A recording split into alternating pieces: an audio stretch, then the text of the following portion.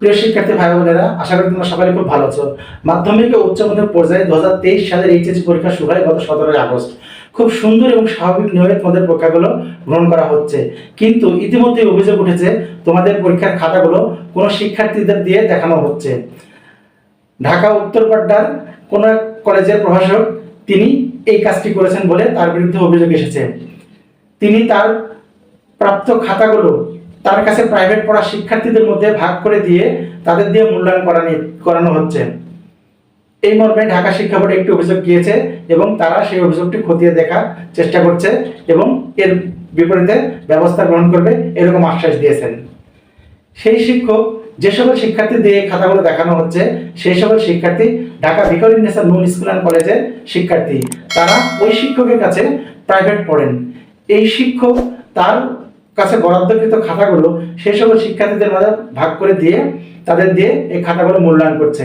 এতে করে যারা পরীক্ষার্থী যাদের খাতাগুলো মূল্যায়ন করা হচ্ছে তাদের ভবিষ্যৎ অন্ধকারের দিকে ঠেলে দেওয়া হচ্ছে, কারণ যোগ্য শিক্ষার্থীরা তাদের প্রাপ্ত নম্বর পাবে না। যোগ্য শিক্ষার্থীদের নম্বর প্রদান করতে হলে একজন দক্ষ শিক্ষকই তাদের নম্বরগুলো ভালোভাবে নিরীক্ষণ করে তাদের নম্বর প্রদান করতে পারে, কিন্তু তাদের চেয়ে একবার জুনিয়র শিক্ষার্থীদের দিয়ে সেই খাতাগুলো মূল্যায়ন করা মোটেও সমীচীন নয়। এটি একটি দণ্ডনীয় অপরাধ। অনেক শিক্ষা বিশেষজ্ঞ ইতিমধ্যেই তাদের বিরুদ্ধে ব্যবস্থা নেওয়ার পরামর্শ দিয়েছেন। তাদের মতামত, অনতিবিলম্বে যেন এই সকল শিক্ষকের বিরুদ্ধে ব্যবস্থা নেওয়া হয়, পরবর্তীতে তারা যেন এরকম কর্মকাণ্ডে আর নির্বাচিত না হয়।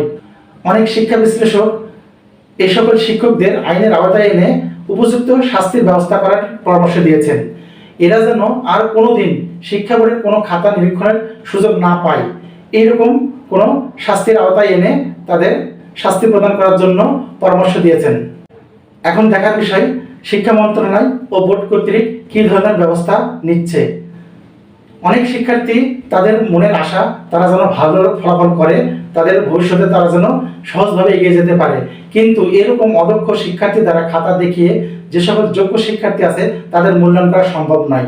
তাদের অবমূল্যায়ন করা হবে এবং তাদের ফলাফল খারাপ হতে পারে। তাই এই সকল বেআইনি কাজের জন্য অবশ্যই ব্যবস্থা নিতে হবে শিক্ষা মন্ত্রণালয়কে। মাঝে মধ্যে এরকম অভিযোগ উঠে পরীক্ষকেরা খাতা নিরীক্ষণ না করে তাদের কাছে পড়ুয়া শিক্ষার্থীদের দিয়ে খাতা নিরীক্ষণ করে নেয়। এটা দণ্ডনীয় অপরাধ। অনতিবিলম্বে এই সকল অপরাধীদের শাস্তির আওতায় এনে তাদের উপযুক্ত শাস্তি প্রদান করে শিক্ষা ব্যবস্থাকে কলুষিত মুক্ত করতে হবে, কারণ শিক্ষা জাতির মেরুদণ্ড। শিক্ষার মধ্যে যদি দুর্নীতি ঢুকে যায় তাহলে ভালো শিক্ষার্থী মূল্যায়ন হতে পারে না, তাদের অবমূল্যায়ন করানো হয়। তাই ভালো শিক্ষার্থীদের জন্য ভালো শিক্ষক প্রয়োজন। এইরকম অন্যায় অবিচার করা শিক্ষক যেন খাতা মূল্যায়ন করার সুযোগ না পায় সে বিষয়ে শিক্ষকরা সচেতন হবে। তো আজকের ভিডিও এই পর্যন্তই ছিল। ভিডিওটি দেখার জন্য ধন্যবাদ।